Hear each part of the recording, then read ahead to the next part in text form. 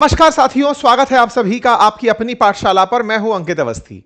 हाल ही में जिस प्रकार से इजराइल ईरान के बीच का संघर्ष वाया अमेरिका होते हुए चल रहा था, उनकी शांति के लिए इस्लामाबाद के अंदर वार्ता रखी गई थी, पाकिस्तान में वार्ता रखी गई थी। और इस पाकिस्तान की वार्ता को असल में करवाने में बहुत से लोग अपने अपनी तरफ के इनपुट दे रहे थे, जैसे तुर्की है, सऊदी है, इजिप्ट है। ये सब चाहते थे कि ये वार्ता किसी ना किसी तरीके से पाकिस्तान में सक्सेसफुली इंप्लीमेंट हो।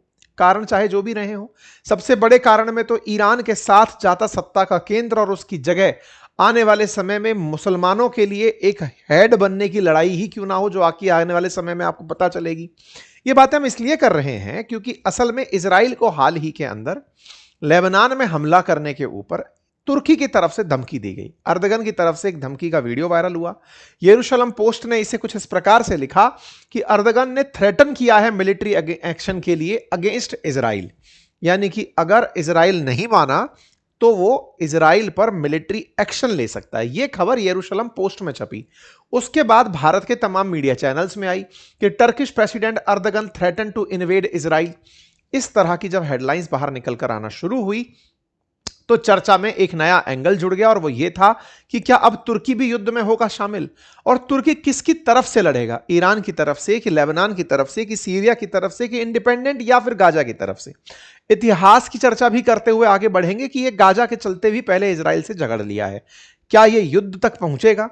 क्या ये दोनों आपस में युद्ध करने लगेंगे और एक नया मोर्चा खुल जाएगा? अगर ऐसा होता है तो पहले ही स्ट्रेट ऑफ हॉर्मुज तो बंद चल रही है, इसके बाद में अब बॉस्फोरस स्ट्रेट और बंद हो जाएगी। बॉस्फोरस स्ट्रेट बंद होने का मतलब है कि रशिया से आने वाला तेल और रुक जाएगा। तो क्या दुनिया वैश्विक मंदी की तरफ बढ़ेगी और दुनिया में हर तरफ संकट होगा? आज के सेशन में जिक्र करेंगे। और जब मैं बॉस्फोरस स्ट्रेट बोल रहा हूं और जब मैं बोल रहा हूं कि उस वजह से पूरी तरह से स्टॉक रुक जाएगा स्टेट ऑफ मरमुरा से होते हुए, तो ये सब समझने के लिए आपको मैप के ऊपर थोड़ा सा इंटरेस्ट लेते हुए आगे बढ़ना पड़ेगा।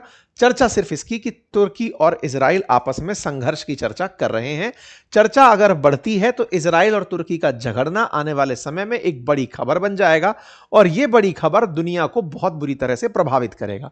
क्योंकि यह खबर पूरी तरह से एक फिर से मैप पर उठने वाले युद्ध की ही है। कभी ऑटोमन का हिस्सा रहा इजराइल, आज वो उसके साथ झगड़ने की तैयारी में है।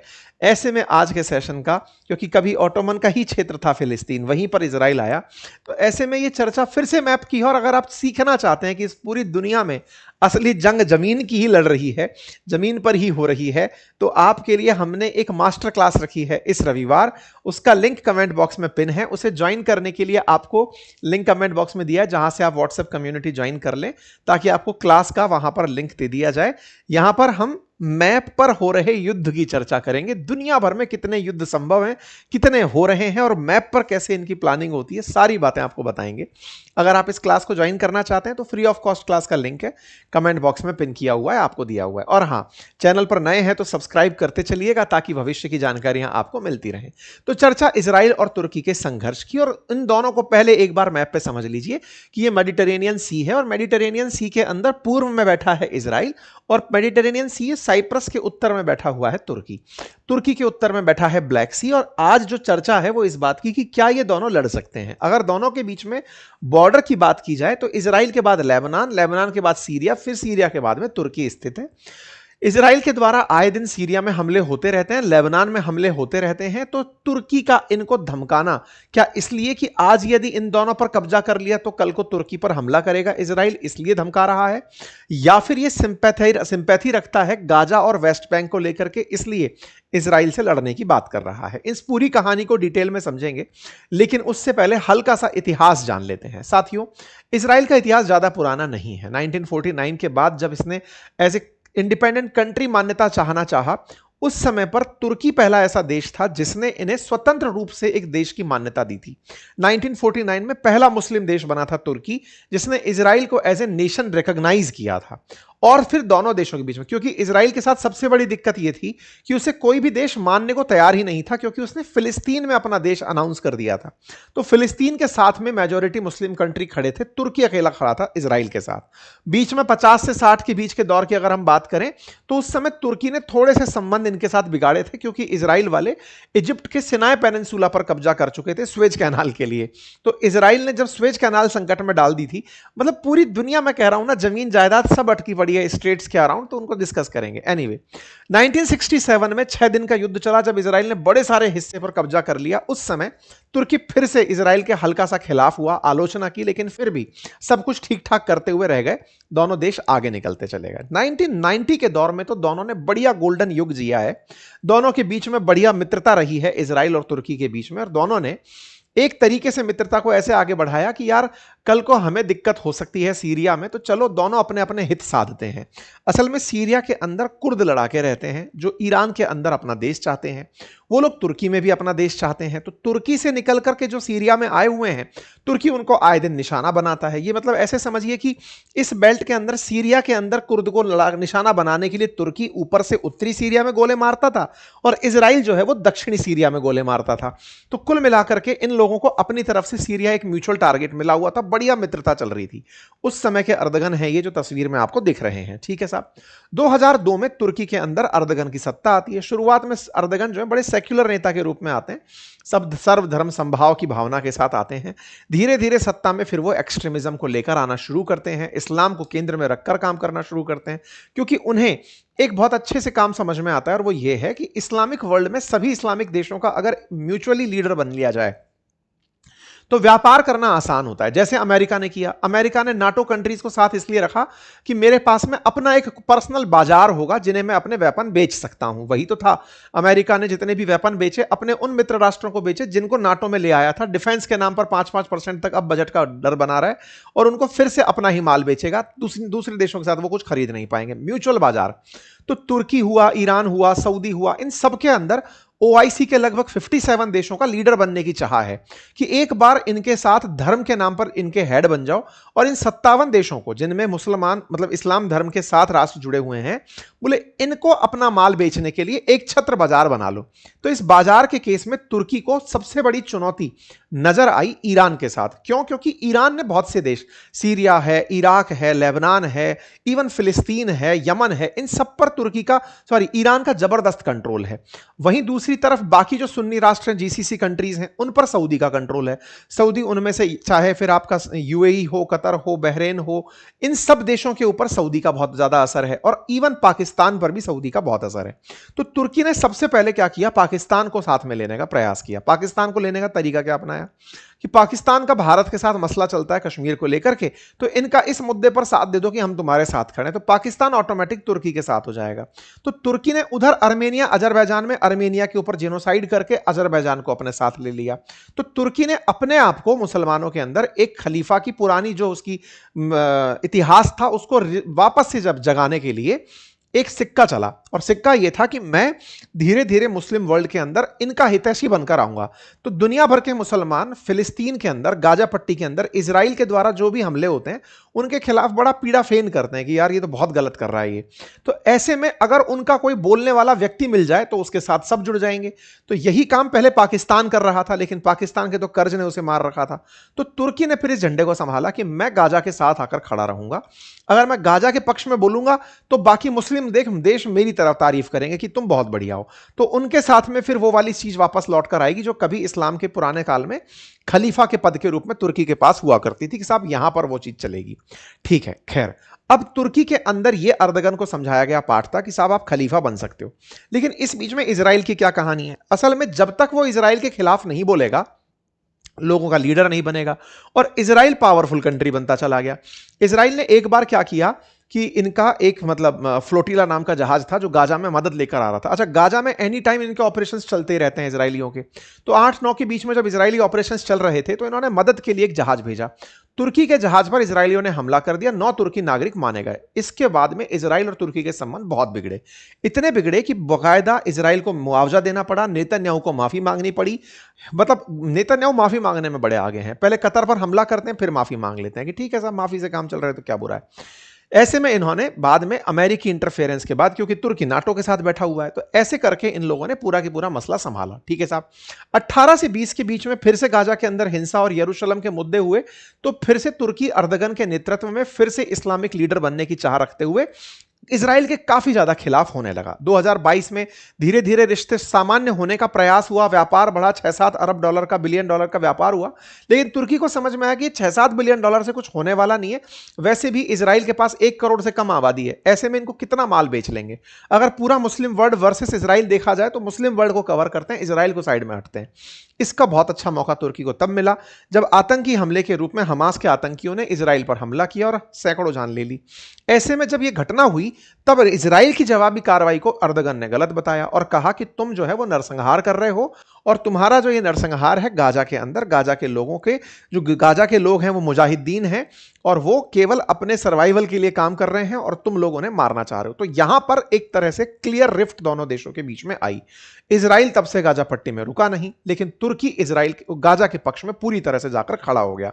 इतना खड़ा हुआ कि 2024 में तो तुर्की ने सारे के सारे व्यापार इजराइल के साथ खत्म कर दिए कि साहब हम कुछ भी तुम्हारे साथ नहीं रखेंगे। नवंबर 2024 तक पहुंचते पहुंचते तुर्की ने सारे के सारे रिलेशन डिप्लोमेटिक जो हैं वो इजराइल के साथ खत्म कर दिए। 2025 में आते आते तो इन्होंने हर तरह का संबंध, यानी कि हमारे ऊपर से फ्लाइट भी नहीं निकलेगी, वो तक बंद करवा दिया। मतलब एक प्रकार से समझिए कि इन लोगों के बीच में आपसी जंग इतनी बढ़ गई, जुबानी जंग कहिए, डिप्लोमेटिक रिफ्ट कहिए, कि तुर्की गाजा के पक्ष में उतना खड़ा होता चला गया जितना उसे दुनिया भर का समर्थन मिलता चला गया।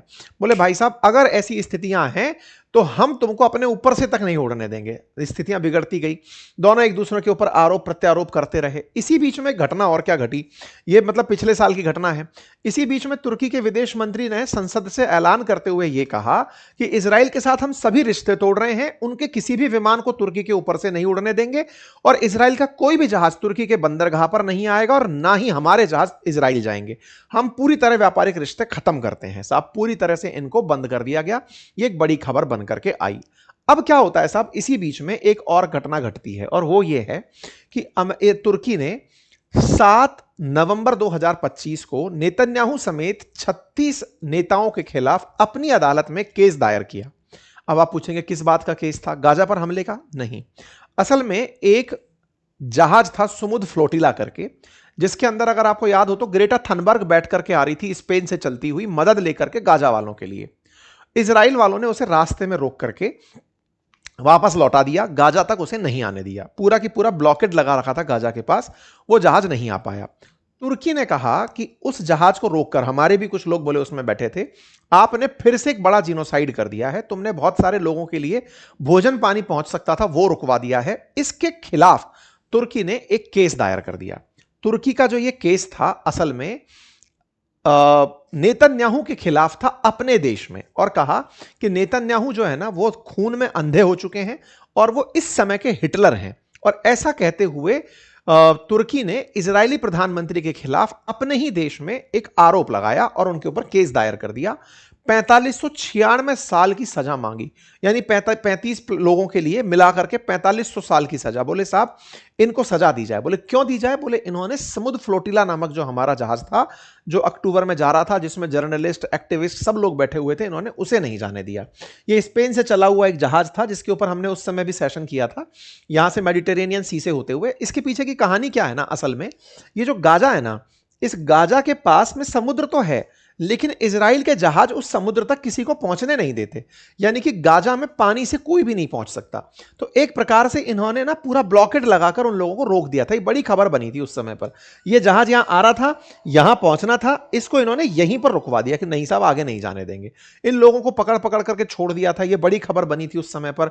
इजराइल ने पूरी तरह से सेफ्टी इंश्योर करते हुए कि चलो भाई इन लोगों को बाहर निकालो। ये ग्रेटा थनबर्ग है, हमने इसके साथ सेशन भी किया था कि बाल पकड़ करके इसको निकाला गया। थनबर्ग ने यह आरोप लगाया था।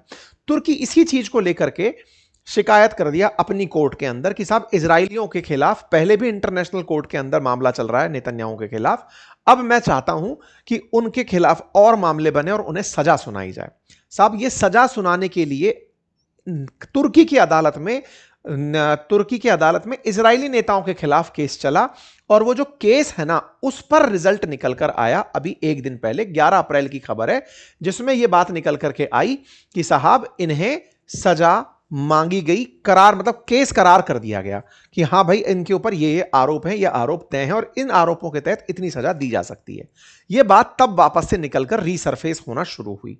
इसी बीच में जब यह रीसरफेस चलना शुरू हुआ तो पता चला कि तुर्की ने अपनी अदालत में नेतन्याहू, इजराइल के रक्षा मंत्री काट्ज, राष्ट्रीय सुरक्षा सलाहकार इतामार बेन गवीर और पूर्व रक्षा मंत्री योव गैलेंट के खिलाफ सजा की मांग की है। यानी किसी दूसरे देश के प्रधानमंत्री, वहां के रक्षा मंत्री, वहां के सुरक्षा सलाहकार, इन सब के खिलाफ तुर्की ने अपने देश में सजा मांगी है कि साहब इनको मतलब पनिशमेंट दिया जाना चाहिए। इस पर नेतन्याहू उखड़ गए। इन्होंने कहा कि अर्दगन की तरह हम नहीं हैं, हम आतंकियों को पनाह नहीं देते, दोहरी बात नहीं करते।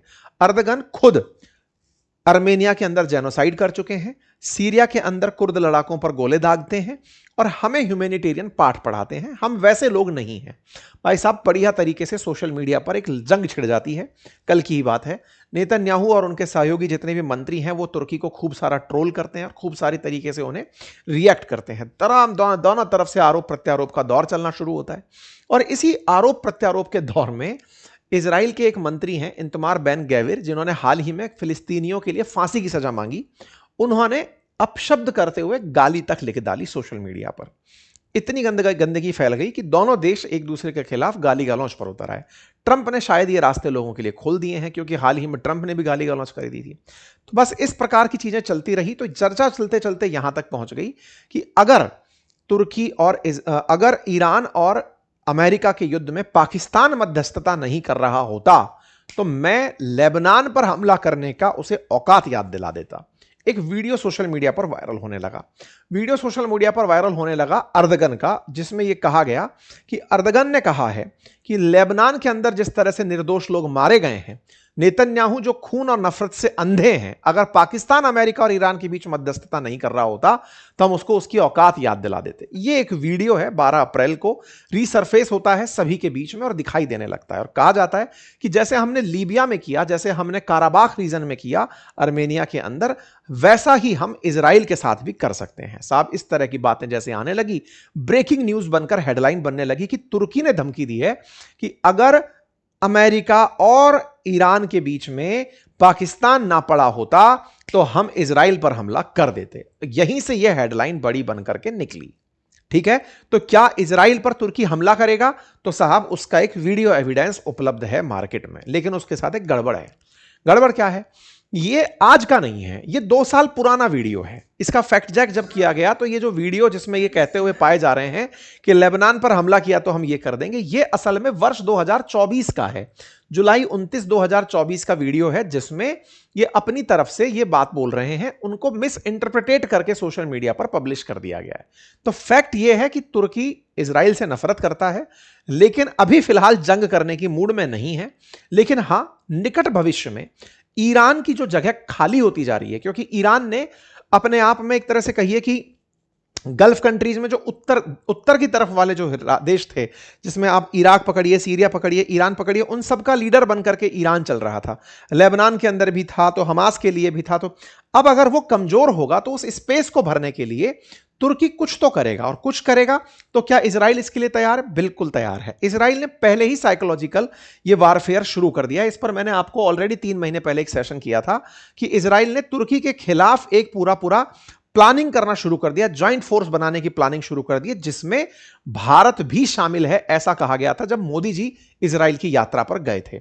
साइप्रस को साथ लेते हुए इजराइल, साइप्रस, भारत तुर्की के खिलाफ, इसलिए क्योंकि पाकिस्तान भारत के खिलाफ, तो इस तरह से एक मोर्चा बनाने की बात चल रही थी। कुल मिलाकर अर्दगन की जो एस्पिरेशंस हैं वो अपने नेशनल मुद्दों से हटकर इंटरनेशनल हो गई हैं, ताकि वो देश के व्यापार को बहुत स्तर तक पहुंचा सकें और अपने ही देश के अंदर लोकप्रिय बने रहें, और उस लोकप्रियता के लिए वो अपने लोकल कंपिटिटर्स को पछाड़ते रहें। कहा जा रहा है कि इस समय विदेश मंत्री हकान फिदान जो हैं, उनसे भी अर्दगन को बड़ा संकट है कि कहीं वो हमारी लोकप्रियता ना छीन ले जाए। तो अपने विदेश मंत्री को भी पछाड़ना है, तो वो इस तरह के एक्सट्रीम कदम इजराइल के साथ उठा सकते हैं। खैर, जो भी है, कुल मिलाकर जंग जो है वो जमीन की है। मैं फिर से कह रहा हूं, अगर इसे मैप पर और डिटेल डिस्कस करना है तो आइए इस रविवार समय निकालकर सुबह 11 बजे, और उस क्लास को ज्वाइन करने के लिए पहले हमारी कम्युनिटी ज्वाइन कर लीजिए। उसका लिंक मैंने कमेंट बॉक्स में पिन किया हुआ है। डिटेल में डिस्कशन करेंगे कि क्या है असल में वॉर की कहानी। ठीक है, चलिए फिलहाल के लिए इतना ही। अपना ख्याल रखें। बहुत बहुत धन्यवाद।